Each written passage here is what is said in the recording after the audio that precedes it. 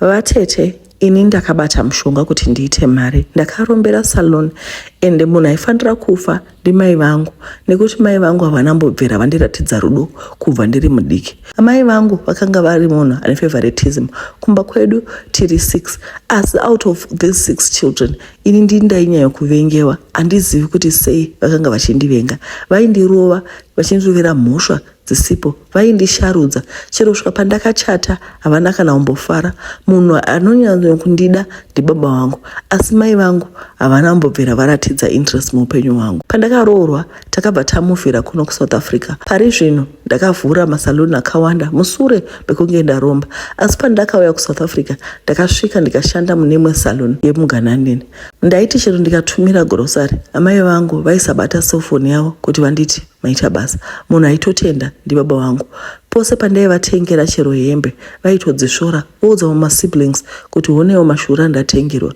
Mai vangu vakagara vasingandifarire ende handitozivi kuti sei vasingandifarire. Saka pandakabvunzwa kuti ndiani wandaida kupirisa, amai vangu ndiye first person kuuya mupfungwa dzangu. Mai ava ndaitombofunga kuti ndistep mother vangu because havana kana musi umwe vakambondiratidza rudo. Anyway, ndakavanyoresa kuti ivo ndio vaifanira kufa pekutanga, asi vatete chandakuudzai ndechekuti murume wangu nevana vangu 3 ndivo vakafa. Unoti upenyu here hwekurarama uine zvese asi usina vanhu vekudya mari yacho nayo. Everything that I've always dreamt of having hapana chandisina. Imba takatenga ye5 million musantini umu, chii chandisina vatete? Zvese ndinazvo asi happiness hapana. Zvinhu izvi zvakatanga mushure mekunge ndatanga kushanda kusaloni.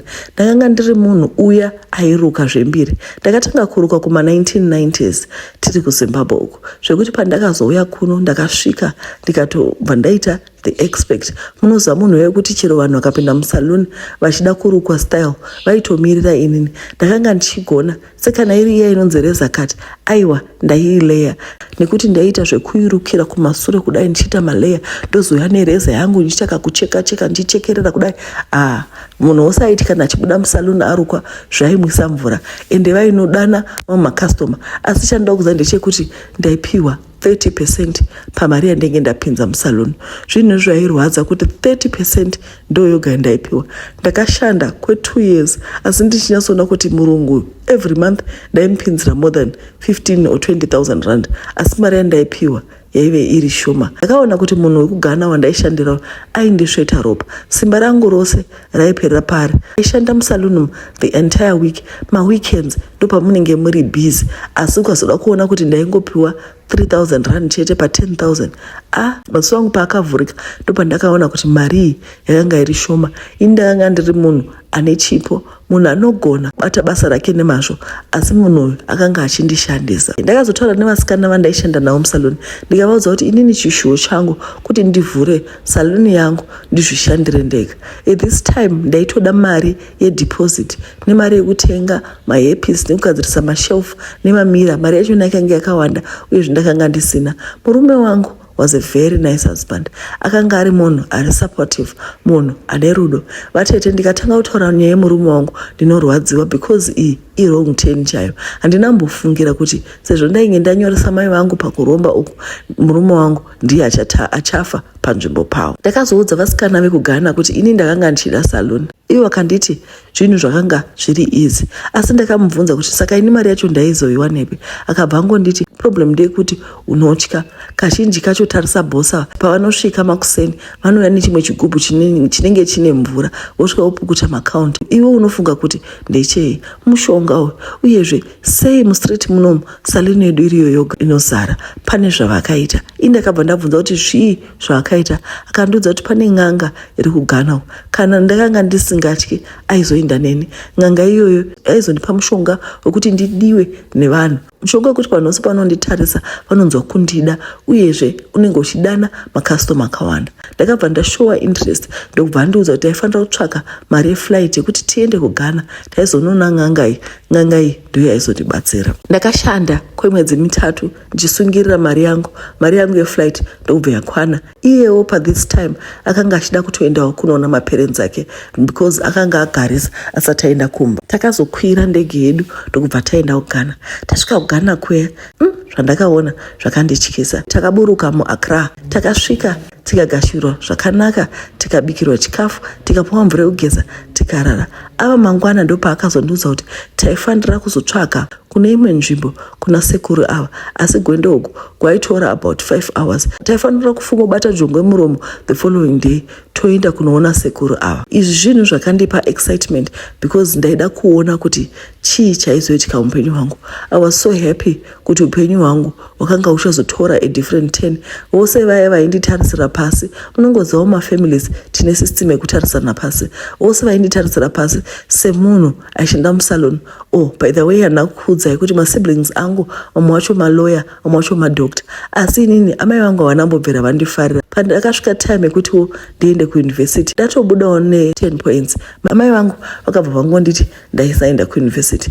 Ndiko kutanga kudzidza kwandakaita mabasa emaoko. Shungu dzangu dzaive dzekuti ndive munhu akabudira muupenyu, ende zvinhu izvi zvakanga zvakuzoitika. Ndaizovhura masaluni angu akawanda, ndova munhu ane mari. Kana ndakuzoendawo kumafamily gathering ndenge ndaakurespected. Kwanditi munongoziva kuti malawyer nematicha ndo vanhu. Iwe unoshanda musaloni ukada kusumudza ruoko uchitaura anything, uchicontributa anything, unonzi minyararai, mapedza here kusuka ndiro. Takazobva the following day ndokubva taendesewa kune imwe village. Takaenda kuvillage inonzi Lome iri muGhana. Village iyi iri kumapeto enyika kunonzi kuLome. Tasvika kuLome kuya, zvandakaona takati tasvika kunzvimbo iyi ndobva taenda pamba pavasekuru ava. Takati tisvika pamba apa ndakaona kuti pakanga pane vana vakawanda. Pamba apa pakanga pakazara vana masupe nevana vazhinji vanenge vari zvirema, uyezve vamwe vana vaya vanenge vane zvimazibundu kumusana ndo vana vakanga varipo. Ndakazobvunza shamwari yangu kuti ko vana ava vari kuita nezvei pano. Vazhinji vacho vaitamba bhora. Pamba apa pakanga pane vanhu vakawanda, uyezve paibikwa chikafu nemazibhondo. Vana vaya vaitamba vachiratidza kuti vakanga vachifara, asi vane kamwe kakutya futi mukati mavo. Ndakabvunza shamwari yangu kuti vana vese ava vakanga vachiitei pamba pano, kasi panotrainwa bhora here kana kuti chii chinomboitika. Shamwari yangu yakazondiudza kuti vana ava vaishandiswa for marituals. Mwoyo wangu wakarwadza. Ndikati saka vabereki vevana ava varipi? Shamwari yangu yakazonditi kazhinji kachona vana ava vana vanenge vakaita zvekungobiwa vaubva vangodisappear, zvekuti chero vanenge vatsvakwa maparents avo vasingatozivi kuti varipi. Ndakarwadziwa semunhu ane vana. Ndakangoimagina kuti saka maparents evana ava what are they going through vachitsvaka vana vavo vakadisappear. Chijana changu chakasvika chekuti ndione sekuru ava. Vakandiudza kuti kana ndaida kuita business, kana ndichida kuita mari, there were no two ways about it. Kana ndaida kuita business rinondipa mari, ndaifanira kutosacrifice. Ende kana uchida mari unofanira kutoburitsa ropa. Zviya zvekunzi kuromba kusina ropa hakuna zvakadaro. Unenge usina kungoudziwa chete, kumberi zvinokuchinjira, vanhu vanotofa. Kana uchida business rekuti uite mari, unenge uchitofanira kuuraya munhu. Pfungwa dzangu dzakaramba dzichingodzokera kuvana vaya vari pazhe, kuti sekuru vaida kuti ndibate mwana here ndiuraye, vaida kuti zvinyatsofamba sei. Sekuru vakazondiudza kuti kana ndaida kuti business rangu ribudirire, ndaifanira kutosacrifice hama yangu yeropa. Abvunza sekuru kuti ndini ndaifanira kuuraya here, ndaifanira kunyatsoita sei. Makore aya remember kwakanga kusina social media yekuti unochiziva chii chiri kuitika, uyezve vanhu vakanga vasingabudi pachena pajekerere pamusaka penyaya idzi. Mwoyo wangu wakazosununguka mushure mekunge sekuru vandiudza kuti I was supposed to just give him a name. After that zvinhu zvangu zvobva zvatoendeka. Munhu akatanga kuuya mupfungwa dzangu vatete ndiye amai vangu. Hapana umwe munhu wandakambofunga, ndiye amai vangu. Ndakabva ndanyoresa zita ramai vangu nevana vavo 3 vavaida. Handiti ini vakanga vasingandide. Ndine masiblings angu akanga ari very close aidiwa namai vangu. Ivavo ndo vandakabva ndanyoresa ndokubva sekuru vati zvese zvakanga zvichazoendeka. Sekuru vakabata basa vakaita zvese zvavaifanira kuita, ndokubva vazongondipa $1. Vakati mari iyi ndaifanira kusvika ndoiisa pamari yandenge ndichibata muwallet mangu. $1 yaisafanira kubuda. Mari yose yandaibata yaifanira kuti iende paside $1 riya. Ndakapiwa dzimwe mhiko ndokubva vanditi 6 days later amai vangu ndo vaizotanga kufa. murume wangu aivasara nevana ende vakafara chaizvo kuti ndakanga ndadzoka. Munongoziva kuti kana amai vasipo vana havafari. Takazoti tagara 6 days later, vatete zvakaitika muupenyu hwangu ka handina kana naro. Murume wangu akangomuka ndokubva aita kunge abayiwa, ndokubva atotanga kukava-kava. Ndiye Sarai. Vatete ndakashaya kuti chii chiri kuitika. I was expecting kuti mai vangu ndo vakanga vachifa, asi murume wangu akanga nedambudziko rehati, asi murume wangu akanga ari munhu akanga asingarwari, anga ashori fiti, akatoenda kubasa ndokubva atsoka. Pazvakaitika ndakavhunduka ndekuti ndakawa munhu achindirova-rova ndokubva ndamuka. Mushure mekunge ndamuke ndopandakashamisika kuti ko chii ndiri kuona munhu ari kugwena-gwena, asi akangobata pamwoyo pake apa achingoti ndiri kubayiwa. Hazvina kumbotora more than 2 minutes, munhu ndiye Sarai. Vatete ndakapererwa. Ko handiti kwanga kwanzi ndiamai vaizofa? Saka chii chakanga chaitika? Ndakagara pasi ndikaona kuti upenyu hwangu hwakanga hwaguma. Ko mwana wevanhu akanga atadzei? Ko anga aita sei? Ndakapererwa.